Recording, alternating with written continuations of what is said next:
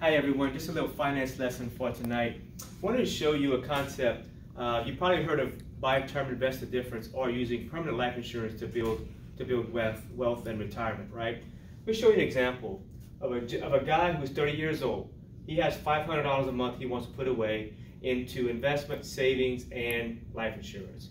So let's take an example of buy term invest the difference. What that means is you buy a term policy for a certain amount of time for a certain amount of coverage, and the rest of your budget, the amount that you're spending on temporary life insurance, invest the rest in a savings vehicle, right? So he's got $500 a month. $50 of that he's going to use to buy a term life, $300,000 for 30 years. Okay, so that leaves $450 of investments. Let's say he chooses a mutual fund with an annual rate of return of 8%. Typically, so a mutual fund is a brokerage account, means it's in the stock market. What that means, typically, any brokerage account is between 1 to 3% in fees. We'll say 1.5% fees. This is taken off the top, right, off the account balance.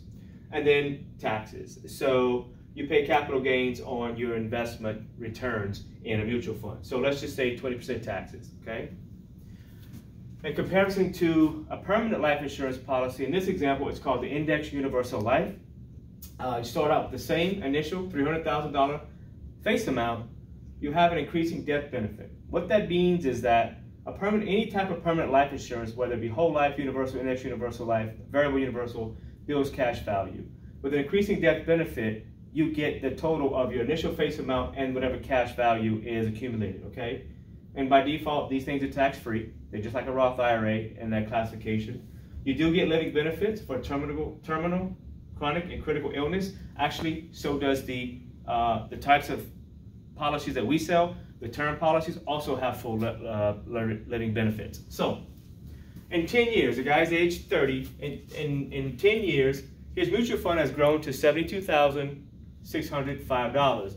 He still has $300,000 of life insurance, right? So he's got a 30-year term. He's 10 years in it. His living benefits are a discounted amount of the death benefits. So in this example, it'll be like 80%, $240,000. See, his investment grows, okay? 8% rate of return. So by the time he's 60 years old, set for retirement, he's got $373,000 saved.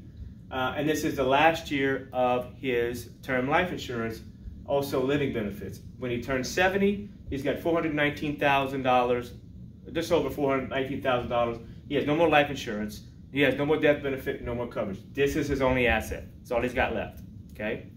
That $50 a month that he's put in term life insurance, if nothing's happened to him, that's all gone. As compared to a permanent life insurance like an Index Universal Life, this cash value has built to $79,381 as compared to $72,000. $50,000, he's built $215,000 in cash value, okay? And let's just fast forward to age 70. At age 70, his cash value is now $898,000 of tax-free money. His death benefit, if something was to happen to him, his beneficiaries would get over $1 million of death benefit. This is how wealthy people create generational wealth, okay? And if something would happen to him, he comes down with a stroke, cancer, has to go into a nursing home.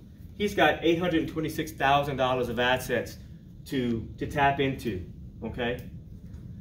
Let's say he's 80 years old, $1.6 million as compared to $1 million.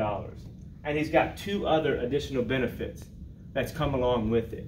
He's got permanent life insurance that will never go away, and he has basically his long-term care taken care of. How's about that? Did you know anything about that?